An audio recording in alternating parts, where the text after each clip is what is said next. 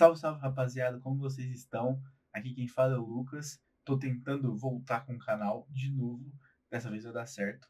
E como os playoffs vão começar, no caso para mim é amanhã, né? Mas hoje, que eu tô postando vídeo, eu queria deixar pelo menos a minha contribuição, um preview do que eu acho que vai acontecer aí nas séries de primeiro round. Então, passar bem rápido por Cavs e Celtics no leste. Na minha opinião, nenhum dos dois deve ter muito trabalho. Sei que isso é óbvio. O Heat acabou de ganhar do Hawks, então vai ser Cavs e Heat no primeiro round. Acho que vai ser uma série tranquila pro Cavs. O Heat é um time chato, muito encardido toda vez, mas é um time que tá enfraquecido agora. Então acho que o Cavs não deve ter muito problema. E o Celtics com o Orlando, acho uma série um pouquinho mais chata. Querendo ou não, o Magic tem aí um star power, tem o Banchero, tem o Franz Wagner, são dois jogadores muito bons, é um time que sabe ser físico e é um time que já deu problema para o Celtics nas últimas temporadas. Mas eu não acho que o Celtics deve ter muita dificuldade para passar. Eu acho que a maior preocupação para o Celtics é realmente a saúde dos seus jogadores. Então, Jaylen Brown e Porzingis principalmente, né? Porzingis é sempre um problema, as lesões para ele são sempre um problema. E o Jaylen Brown tá com o joelho ruim, tomando injeção no joelho, enfim, é algo a ver. Cogita-se até uma poupada no Jaylen Brown, não acho que deve ser feito. Mas enfim, acho que é Cavs em 5 e Celtics em 5 no máximo. Agora vamos pro que interessa, porque tem muita série boa. Bom, começando com o leste, Knicks e Pistons. Eu acho que vai ser uma série muito interessante. É uma série de dois times em situações opostas, né? O Knicks é um time que todo mundo esperava muito, e não é que eles não entregaram nada. Terceira posição no leste, sendo que Cavs e Celtics muito bem, né? O ano todo, não é tão ruim. Mas como chegou o Michael Bridges, eles trouxeram a Anunoby no passado, trouxeram o Karl Anthony Towns também esse ano, e já tinha o Jalen Brunson, parecia um time muito forte, um time que ia bater de frente com os principais times da liga, e não foi isso que aconteceu, né? O Knicks decepcionou um pouco, é, recorde negativo, não só negativo, mas não venceu nenhum dos top 3 da liga, né? 0-2 contra o Thunder, 0-4 contra o Celtics, 0-4 contra o Cavs. Então, contra os grandes times, os grandes contenders, o Knicks não conseguiu batalhar. E para mim, isso tira o Knicks aí da posição de contender. E o Pistons, por outro lado, é um time que era um dos piores da liga nos últimos anos e esse ano veio surpreendendo. Né? Jogou muito, o Cade Cunningham fazendo uma temporada espetacular, inclusive jogando muito contra o Knicks, né? E mesmo eu querendo que o Pistons vença, né? Achando um pouquinho lá no fundo da minha alma que o Pistons deve ganhar, eu vou ficar com o Knicks para essa série. E eu vou explicar o porquê. Apesar do Michael Bridges e o Anunoby não terem se tornado um pesadelo defensivo para ninguém, o Knicks tem as ferramentas para marcar o Cade Cunningham. Ele conseguiu tudo que ele queria durante a temporada regular, mas eu ainda acho que o Knicks vai encontrar uma forma de pará-lo em algum momento. Para o Pistons vencer essa série, o Cade tinha que fazer jogos espetaculares, todos os jogos, e a defesa do Pistons, que é um ponto forte da equipe, teria que funcionar para parar o time todo do Knicks, que é um time mais profundo, né? Digo isso principalmente no quinteto titular, porque a questão que fica pro Pistons não é nem tanto a inexperiência do Cade em playoffs, também, né, é o primeiro playoff da carreira dele, então assim, é difícil acreditar que ele vai chegar já no maior palco, jogando toda essa bola que ele jogou na temporada regular. Acredito que ele vai fazer sim bons jogos, e alguns desses jogos serão suficientes para vencer na série, mas não para vencer 4 jogos. Então, eu acho que o Knicks tem as ferramentas para parar o Cade, contê-lo quando for necessário. E o grande ponto para mim da série é quem será a segunda opção dos Pistons. Eu não consigo enxergar uma segunda opção consistente. Eles têm armas, o Mike Beasley, por exemplo, é um cara que de vez em quando, quando tá quente, vai para 25 pontos, mas sempre que o Star tem um jogo ruim na série, um time que tem capacidade de vencer séries em playoffs, tem um cara lá, a segunda opção, que vai entregar os 30 pontos, que vai pôr a bola debaixo do braço e vai falar, peraí, deixa que eu resolvo. E eu não acho que o Pistons tem esse cara definido. Então, Por isso eu acredito que o Knicks vai ter mais ferramentas ali. Em um dia que o Brunson tá mal, você tem o Towns. Em um dia que o Towns tá mal, você tem o Brunson. Em um dia que os dois estão mal, você tem o Anunoby. Eu acho que é um time com mais força ofensiva e mais ferramentas para trabalhar num dia ruim ou um dia que a marcação do Pistons conseguir realmente fazer um trabalho muito forte no Jalen Brunson, por exemplo. Eu acho que as ferramentas do Knicks para sair desse buraco, porque nos playoffs isso sempre acontece. Tem um jogo em que o time passa 3, 4, 5 minutos sem pontuar e alguém tem que pegar essa bola e falar, não, pera aí, deixa eu vou resolver. E se o Cade tiver um dia ruim, eu não consigo achar alguém que faça isso no lugar dele. Então, meu palpite é Knicks em 6. Mas eu não ficaria surpreso se o Pistons conseguisse, de alguma forma, vencer essa série. Mas meu palpite é Knicks em 6. Passando para a próxima série, que também é uma série bem interessante e que tornou-se ainda mais interessante, eu fico feliz de estar gravando esse vídeo já sabendo dessa notícia. Bucks e Pacers. Essa série é muito difícil de palpitar, tá? A gente pode analisar alguns pontos, mas eu acho que é uma série de 7 jogos, com o Lillard saudável, com o Lillard jogando. Então, saiu a notícia de que ele tá 100% curado, né, dos coágulos, mas ele não joga o jogo 1. E eu acho que, assim, pro Bucks não ter o mando de quadra nessa série é até interessante, porque você não perde o Lillard num jogo em casa. Então, se o Lillard não jogar os 2 primeiros jogos da série e o Bucks conseguir roubar um dos dois, maravilha, vai para casa, vai jogar em casa, possivelmente com o Lillard de volta, já com o mando roubado. E se chegar perdendo de 2-0, é uma situação mais complicada, mas aí o Lillard volta, vem com a força da sua torcida e tenta voltar para a série. Então, eu acho que essa é uma série de 6, 7 jogos, possivelmente 7, tá?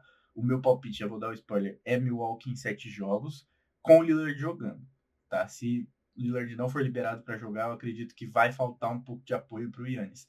Por quê? Quais são as opções do Yannis? Kyle Kuzma é um cara que até é decente, consegue criar alguns arremessos, mas não é um cara confiável. Você vai depender do Brook Lopes para pontuar bastante na série toda, acho difícil, ele pode ter um jogo ou outro.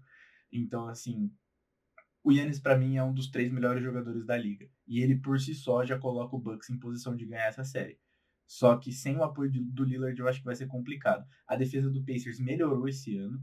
Então, assim, eu enxergo que o Pacers tem todas as ferramentas para vencer essa série. Mas o fator Yannis, que é o melhor jogador da série, por muito, eu acho que pode interferir. Qual eu acho que é a chave para o Indiana conseguir vencer os Bucks? É deixar o Yannis te machucar. O Yannis vai te machucar de qualquer jeito. O Yannis vai fazer 30 pontos, possivelmente vai fazer um triple-double, quase todo jogo vai fazer um double-double. Ele vai te machucar. Ele é esse tipo de cara, ele é um dos melhores jogadores da liga. Mas você não pode ser machucado pelos outros jogadores, incluindo o Damian Lillard. Então, para mim, o esquema do Pacers tem que ser: deixa o Yannis jogar, deixa o Yannis abusar do mid-range, porque o mid-range dele é um pouco suspeito. Então, deixa ele abusar desse mid-range. Algumas horas ele vai querer partir para cima, não abusa da ajuda, não dá o overhelp, que chama. Se o time do Pacers cair em overhelp e as rotações começarem a ficar, as rotações ficarem viciadas, vai ser um pouco complicado, porque aí o Yannis vai se tornar uma ameaça dupla. Porque mesmo com o overhelp, ele pode cavar uma falta, ele pode fazer uma cesta de falta, né, conhecendo o Yannis, mas também com o overhelp, ele tem a capacidade de achar os shooters livres. E esse vai ser o grande problema para Indiana na série. Se os shooters de Milwaukee encaixarem e tiverem open looks, eles vão capitalizar. Então, Indiana não pode abusar da ajuda, não pode ficar no overhelp o tempo todo. E a chave ofensiva para Indiana é abusar da presença do Brook Lopes, porque o Brook Lopes vai ficar em quadra, ele vai jogar o jogo quase todo. E o Brook Lopes é um center que não tem mobilidade. Então, Indiana vai rodar a bola e vai conseguir seus open looks de 3. Os shooters têm que estar calibrados e meter bola. Eu acho que essa é a melhor fórmula para Indiana. Não abusa da ajuda na defesa, explora o Brook Lopes no ataque. Basicamente é isso. Mas, ainda assim, acreditando no potencial do Yannis com a volta do Lillard, Milwaukee em 7 jogos, muito apertados. Agora vamos falar um pouquinho de Oeste. Bom, tá rolando agora um Memphis e Mavericks, tá? O Memphis tá ganhando e eu suponho que o Memphis vai ficar na frente, vai ganhar e vai enfrentar o Thunder. Dito isso, não vejo problema para o Thunder passar desse primeiro round, tá? Memphis é um bom time, Memphis tem jogadores com potencial de desequilibrar uma série, Ja Morant, JJJ, Desmond Bane, mas Memphis está passando por um momento conturbado, né? No começo da temporada parecia que Memphis seria um dos contenders ali no Oeste, mas a coisa desandou um pouco. Provavelmente rolou problemas no vestiário, mandaram o Taylor Jenkins embora, então não vivem seu melhor momento, né? Eu acho que eles podem até encher o saco em um jogo ou outro, então eu coloco o Thunder em 5, mas assim, é pro Thunder passar tranquilo, sabe? Mas o Thunder é o único time que vai ter vida fácil nesse primeiro round, na minha opinião. Porque o Rockets, que é a segunda seed, ganhou de presente um Golden State Warriors no primeiro round. Então, não vai ser uma série fácil. É... Por Star Power também, por experiência em playoff também, por técnico também. Então, assim, o Doca versus Kerr, tô muito curioso para ver. O Doca já enfrentou o Kerr em playoffs nas finais da NBA 2022, a gente viu o que aconteceu, ele não soube ajustar, o drop coverage do Robert Williams e do Al Horford mataram o Celtics, o Curry deitou e rolou. Então eu acho que, assim, ele deve ter aprendido com o erro. Ele vai tratar o Curry de forma diferente. E ele tem ferramentas para isso. Né? Ele tem simplesmente o melhor defensor da liga, na minha humilde opinião, que é o Amen Thompson. E o Amen Thompson já deu trabalho pro Curry no último confronto. E ele é uma besta na defesa, assim. Ele é bizarro. Ele é um pesadelo para qualquer cara que vai enfrentar ele no 1 contra 1. Ele é muito rápido, ele tem velocidade para atravessar os screens. Então, assim, ele não fica preso, você não se livra dele, ele é um carrapato e ele é muito comprido, ele tem todas as ferramentas, ele é um baita defensor. Então, confiando nessa defesa de Houston, eu vou dar o benefício da dúvida para eles aqui. Por quê? Eu acho que tem duas grandes questões para o Houston ganhar do Golden State, passar do Golden State nessa primeira rodada. Um é a experiência. Você tem um Fred VanVleet, que é experiente sim. Você tem Dillon Brooks, que já participou de algumas runs de playoffs. Então, assim, você tem alguns jogadores no elenco que têm sim experiência. Mas os principais jogadores da equipe, que são Jalen Green, Alperen Sengun, Amen Thompson, Tari Eason, estão todos enfrentando os playoffs. O Jabari Smith estão enfrentando os playoffs pela primeira vez na carreira. Então, essa falta de experiência, assim como para Detroit, pode pesar um pouco. Então a gente vai ter que ver se eles vão conseguir superar essa diferença de experiência. Lá do outro lado tem Stephen Curry, Draymond Green, Jimmy Butler, jogadores que são provadíssimos em playoffs e que inclusive crescem nesse momento, né? Alô, Jimmy Butler. E a segunda questão para Houston é a pontuação. Por quê? Houston é um time que compartilha a pontuação. Então ele tem 7 jogadores na temporada com mais de 10 pontos por jogo de média. E o principal jogador em pontuação é o Jalen Green com 21 pontos por jogo. 21 pontos por jogo na NBA atual não é muita coisa, né? A gente sabe.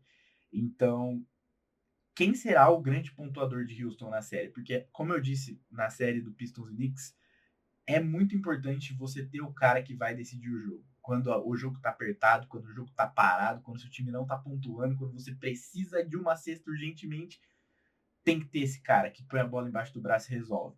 Vai ser o Jalen Green?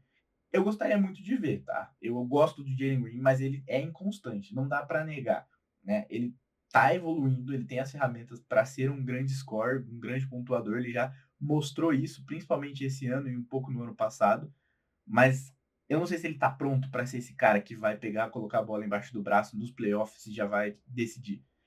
A outra opção que eu vejo é o Sengun, mas o Sengun não tem esse perfil, né? Ele é um jogador mais all-round, é um jogador que vai procurar o passe, ele é um jogador que vai abrir espaço para a equipe, também vai pontuar, também vai fazer seus pontos no garrafão, cavar sua cesta e falta, mas assim, não é um cara que eu vejo também colocando essa bola embaixo do braço e resolvendo. Então, esse é o ponto principal. Quem vai pegar essa bola e decidir? Quem vai colocar os 30, 35 pontos numa partida apertada, enquanto o Jimmy Butler tá lá daquele jeito chato dele, cavando falta, indo para lance livre, fazendo cesta e falta, enquanto o Curry tá correndo no meio dos skins, metendo bola de 3, e o momentum tá indo pro lado do Golden State, quem vai pegar a bola e vai falar, peraí, vamos criar esse jogo? E vai responder e resolver. Esse é o principal ponto. Mas acreditando no sistema de Houston e na defesa sufocante, eu vou ficar com o Houston em 6 jogos. Agora vamos para uma série que, meu Deus, Lakers e Timberwolves. Que série. Só de pensar já me dá arrepio aqui, ó. Vai ser uma série maravilhosa, tá? E eu tô vendo muita gente dando um favoritismo absurdo pro Lakers e eu tenho que discordar, tá? É, estão levando em consideração o que o Luka fez com o Timberwolves no ano passado e o Timberwolves não é o mesmo time do ano passado, mas dois, as armas do Luka esse ano não são as mesmas armas do ano passado. Ah, mas ele tem o LeBron agora, que é muito melhor do que qualquer jogador que ele tinha ano passado. Sim, mas o que o Luka fez nos playoffs do ano passado contra o Timberwolves, que destruiu, desmantelou aquela defesa. Ele abusou das lob threats, ele abusou dos pick and rolls, ele abusou do espaço que era criado nesses pick and rolls para lançar lob para dois lob threats muito fortes que ele tinha, o Derek Lively e o Daniel Gafford. E hoje ele não tem uma lob threat. Ele tem só o Jackson Hayes, que, com todo respeito ao Jackson Hayes, é um jogador bem abaixo desses dois que eu falei, inclusive nesse quesito de lob threat, né? Então eu acho que vai ser um pouco diferente essa série. Eu acho também que o Chris Finch, assim como eu falei do Doca, aprendeu com o erro do ano passado e vai tentar expor menos o Gobert, porque o que aconteceu ano passado foi brincadeira, né? O Luka Doncic humilhou o Gobert de várias formas. E eu não sou hater do Gobert, não acho que o Gobert é ruim, pelo contrário, acho ele um baita defensor. O problema é que às vezes ele acaba sendo exposto porque ele tem que marcar um shooter no perímetro e não dá para ele. É igual o Brook Lopes, por exemplo, não tem como, certo? E eu acho que o Chris Finch vai dar um jeito de tentar pelo menos maquiar esse Gobert no perímetro. Não vai deixar ele chegar tão perto do Luka no perímetro. Quando a troca vier, talvez eles vão ter que mudar, não trocar e às vezes ceder um pouco de espaço para esse lobby, porque não tem um cara tão perigoso quanto o Dallas tinha no ano passado. Então agora o esquema em Los Angeles é outro. Então eu acho que esse é um ponto já positivo para o Timberwolves. Dito isso, eu acho que o Lakers passa. O Lakers deve passar em 6 ou 7 jogos, tá? 7 jogos, eu acho que vai ser uma série bem apertada. O LeBron vai com certeza continuar sendo o LeBron dominante, como sempre. É, o J.J. Redick, tô curioso para ver. Sou muito fã, tá? Já era fã antes dele virar técnico e sou muito fã como técnico também, mas é a primeira pós-temporada do J.J. Redick. Será que ele já está pronto para fazer aqueles ajustes? Será que o Chris Finch vai conseguir dar um nó tático nele? Isso também é outra coisa que eu tô curioso para ver. E o ponto-chave da série, como eu gosto de falar de ponto-chave o tempo todo, Austin Reeves. Tá? O Austin Reeves está fazendo uma baita temporada. Ele tá voando nesses últimos 2 meses.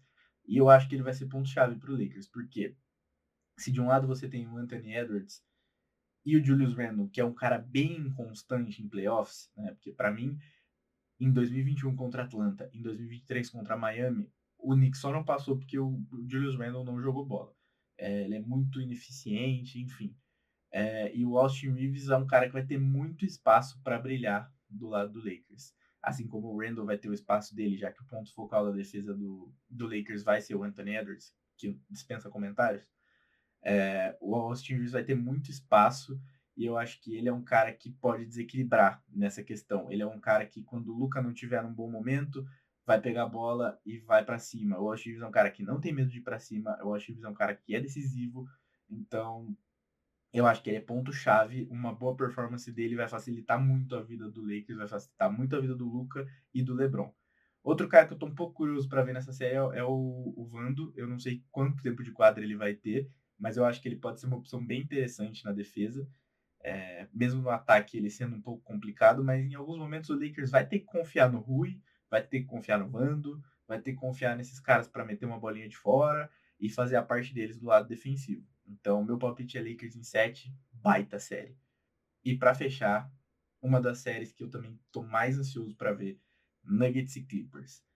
Cara, já vou deixar o spoiler alert aqui. Para mim, o Clippers vai chegar na final de conferência. Eu acho que eles estão do lado da chave que eles se sentem mais confortáveis para jogar, tá? Eu acho que lá embaixo contra Houston e contra Los Angeles, né, contra o Lakers, seria complicado para eles. Eu consigo ver eles dando trabalho para o Thunder e possivelmente até passando, se todo mundo tiver saudável. O Clippers essa temporada calou a boca de todo mundo, tá? E isso é maravilhoso, porque o Paul George saiu e tudo mais, e todo mundo ficou, o Clippers não vai pegar nem play-in, Clippers é no máximo play-in, e os caras foram para os playoffs direto, jogando muita bola, tá? O Harden tá jogando muita bola, o Harden tá jogando tanta bola que às vezes a gente até esquece do Kawhi, mas o Kawhi é um dos maiores playoff performers da história. Então, se o Kawhi estiver saudável, o Clippers vai dar um baita trabalho, tá? O Clippers tem uma profundidade muito grande de defensores. Então eles têm Derrick Jones Jr., eles têm Chris Dunn, eles têm o Ben Simmons, eles têm o Kawhi. Então, assim, eu vejo o Clippers como um time que vai chegar ali, o famoso Dark Horse, né? Ninguém espera tanto, mesmo sabendo que eles estão jogando bem, mas os olhos estão em Lakers, os olhos estão em Thunder, os olhos estão em Golden State e Houston, e o Clippers está ali. Vai pegar o Nuggets do melhor jogador do mundo, que é o Nikola Jokic. Nossa, Jokic é foda, né? Que é o Nikola Jokic. E quando você tem o Jokic em quadra, você está garantido como contender, você tá brigando. Mas assim, eu acho que o Clippers nesse momento tá mais preparado. O Zubat contra o Jokic vai ser um duelo bem interessante de ver. E eu acho que o Zubat tem de tudo para fazer um bom trabalho. Porque o Jokic é, como eu disse, do Yannis. Não é um jogador que você para, é um jogador que você tenta conter. E para mim, eu vou falar o óbvio aqui, mas a chance do Nuggets é os coadjuvantes jogarem. É o Jamal Murray entrar naquele modo playoff, é o Michael Porter Jr. jogar um pouco melhor e o Westbrook também. Né? Aí tem Christian Brown e tal, mas assim, eu acho que depende muito desses três. Né? O Jokic tem total capacidade de fazer esses caras jogarem melhor, mas assim, você tá indo para os playoffs com um técnico que tem 3 jogos como head coach só, então eu acho que a situação do Nuggets está um pouco bagunçada, tá um pouco complicado, mesmo eles tendo o melhor jogador do mundo, na minha opinião. Então aqui é Clippers em 6 jogos, Clippers no segundo round, e quando começar o segundo round eu venho aqui de novo para fazer os predicts. Eu prometo que eu vou voltar a fazer mais vídeo, tá na minha agenda aqui, né? Tanto aqui quanto nas redes sociais. Mas é isso, minha contribuição tá aqui. Muito obrigado quem assistiu até agora. Um beijo e um abraço. E bora que amanhã tem playoffs, ou hoje no caso para quem tá vendo agora. Tchau!